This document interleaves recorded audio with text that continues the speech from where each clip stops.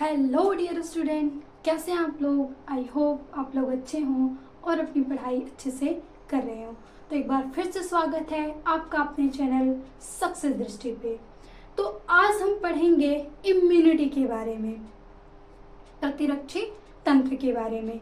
Immune system को strong करना एक बहुत ही इम्पॉर्टेंट है कि अगर आपका इम्यून सिस्टम सही रहेगा तो आप ज़्यादा बीमार नहीं पड़ेंगे।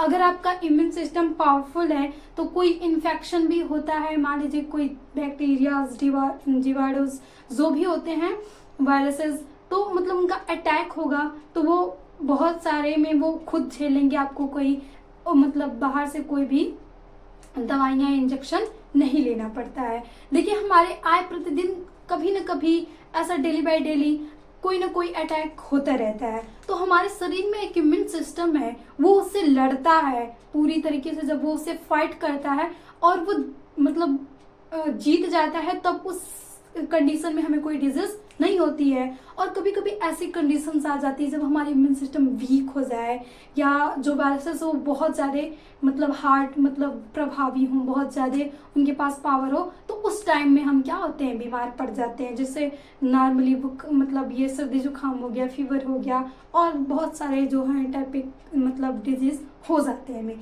तो आइए देखते हैं कि हमारा इम्यून सिस्टम वर्क कैसे करता है। तो व्हाट इज इम्यून सिस्टम? तो ability to fight against disease, जो हमारे रोगों के प्रति रोगों के जो भी रोग होते हैं उनके अगेंस्ट में लड़ने की जो क्षमता होती है ना, उसी को हम क्या बोलते हैं, इम्यूनिटी बोलते हैं। और ये दो टाइप की होती हैं, इनेट immune system and acquired immune system. तो इनेट जो होता है वो हमें बाय बर्थ मिलते हैं, यानी जन्म से ही रहती हैं। और जो एक्वायर्ड होते हैं उन्हें हम एक्वायर्ड करते हैं, बाहर से उपार्जित करते हैं। जैसे इसका टाइप हम अभी नेक्स्ट लेक्चर में पढ़ेंगे। आज के लेक्चर में हमारा पूरा फोकस इनेट इम्यून सिस्टम पे रहेगा। तो आइए हम समझते हैं कि आखिर इनेट इम्यून होता क्या है। इसको समझने के लिए आप मान लीजिए कोई फेमस जो भी होता है तो वो क्या रखता है अपनी सुरक्षा के लिए, उसके बॉडी गार्ड्स होते हैं। तो वैसे ही हमारे शरीर में भी गॉड ने हमें बॉडी गार्ड्स प्रदान किए हैं अलग अलग प्रकार के, जो सबसे लड़के हमारे शरीर की रक्षा करे, हमारी सुरक्षा करे। तो बॉडी गार्ड का वर्क क्या होता है कि वो जिस पर्सन के बॉडी गार्ड है उस पर्सन की सभी जो भी अटैक हो उनसे सुरक्षा करना, अटैक से पहले ही वो चारों तरफ उनके रहते हैं कि कोई भी अटैक ना हो। तो वैसे ही हमारी इम्यून सिस्टम भी वर्क करता है। इम्यूनिटी जो इनेट इम्यूनिटी हमें मिली है अलग अलग प्रकार की, वो अलग अलग वर्क करके डिजीज से हमारी रक्षा करती हैं। तो आइए हम सबसे पहले देखते हैं। सबसे पहला जो ये 4 टाइप की हैं, एक है फिजिकल बैरियर, दूसरा फिजियोलॉजिकल बैरियर, तीसरा सेलुलर बैरियर और चौथा है साइटोकाइनिन बैरियर। तो इसमें हम सबसे पहले देखते हैं जो फिजिकल बैरियर है। फिजिकल बैरियर जो फिजिकल से ही आउटर जो भी हैं उसे हम देखते हैं। तो फिजिकल में हम देखेंगे ट्रैप माइक्रोब्स, जो भी हमारे फिजिकल बैरियर्स आते हैं वो जैसे मान लीजिए कोई भी माइक्रोब जो भी अटैक होता है तो उन्हें ट्रैप करते हैं, उन्हें पूरा ट्रैप कर लेते हैं पहले ही। जैसे अब हम देखते हैं कि फिजियोलॉजिकल में कौन कौन से ऑर्गन हो गए, तो हमारी स्किन हो गई, म्यूकस हो गया, कोटिंग ऑफ एपिथेलियम हो गया। अब मान लीजिए हमारी स्किन नहीं होती, बार इमेजिन कीजिए स्किन नहीं होता तो क्या होता, हमारे जो भी ये पूरी लेयर का वर्क करती है ना, इस पे से सीबम का सिक्रेशन होता है, वो भी हमारी सुरक्षा करता है। मान लीजिए ताप को सहन में बहुत सारी चीजों को हमारी स्किन चीजों से सेफ रखती है हमें। तो पहला हमारा स्किन हो गया, बाहरी हमने देखा। फिर अगर हम अंदर भी देखें तो कोटिंग ऑफ एपिथेलियम, हमारे जो भी सेल्स पाई जाती हैं उन पे लेयर्स पाई जाती हैं, मेम्ब्रेन्स पाई जाती हैं, तो वो हमारे फिजिकल के अंतर्गत आती हैं। फिर हर एक ट्रैक के अंतर्गत ट्रैक में भी ये पाए जाते हैं फिजिकल्स बैरियर, जो भी डिजीज से क्या करें, लड़ सके, उन्हें पहले ही ट्रैप करके उन्हें पहले ही कह दे बाहर जाओ। जैसे बॉडी गार्ड्स होते हैं तो अलग अलग टाइप के बॉडी गार्ड्स भी होते हैं। मान लीजिए अगर कोई इंसान, मान लीजिए मिनिस्टर ही हैं, तो अगर वो घर में रह रहे हैं तो उनके घर के अंदर भी कोई होंगे बॉडीगार्ड और कुछ बाहर होंगे। तो हम जैसे बैरियर फिजिकल वाला देखते हैं तो हम बाहर वाला देख लेते हैं। तो बाहर वाला कोई भी अटैकर आएगा तो उसे बाहर से ही आउट कर देगा। वैसे ही हमारे अंदर जो फिजिकल बैरियर है, इनेट इम्यूनिटी सिस्टम में जो फिजिकल है, वो जो भी माइक्रोब्स जिनका भी अटैक होगा, जिन भी डिजीज का जो भी बैक्टीरिया वायरसेस है, उन्हें पहले ही उनसे लड़के आउट कर देंगे। अगर ये हमारी इम्यून सिस्टम ज्यादा स्ट्रांग है उनके लेवल में, तो उन्हें पहले ही कहेगी आउट हो जाओ, तुम नहीं आ सकते अंदर। अब मान लीजिए अगर वो पावरफुल हुआ तो थोड़ा अंदर भी आ जाएगा, तो अंदर भी कुछ ऐसे बॉडी गार्ड लगे होंगे तो जो वर्क करेंगे। तो जो दूसरा होता है वो फिजिकल बैरियर्स होता है। अब मान लीजिए हमारे स्किन पे कोई हो गया, सारी चीजें आके अटैक कर लिए, हमारे आंखों में देखिए आंसू जो निकलते हैं, आंसू होते हैं, तो वो सभी चीजें एक बैरियर का ही वर्क करती हैं। तो जो फिजिकल बैरियर होता है इसे हम सिक्रीशन बैरियर भी बोलते हैं, क्योंकि ये सिक्रीशन द्वारा अलग अलग म्यूकस सभी सिक्रीशन द्वारा हमारे शरीर को प्रोटेक्ट करता है। तो ये प्रिवेंट माइक्रोबियल ग्रोथ्स, मान लीजिए इसने तो ट्रैप ही करके, मतलब कुछ जैसे उसके पास पावर थी तो उन्हें बाहर से ही भगा दिया।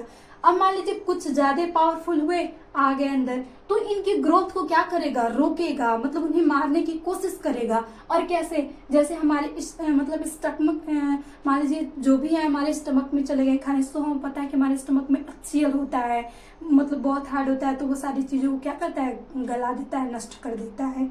दूसरा हो गया सलाइवा। कुछ ऐसे होते हैं कि हमारे मुख में भी सलाइवा होते हैं जो क्षारीय प्रकृति के होते हैं, तो वो उन्हें नष्ट कर देंगे। हमारे आंखों में मान लीजिए पहले तो ये पलक बैरियर है, ये तो रोकती है, लेकिन जैसे कुछ चला जाता है तो जो हमारे आंसू होते हैं तो वो भी रोक देते हैं। वैसे ही सीबम स्वेद ग्रंथियां से वो भी रोक देते हैं।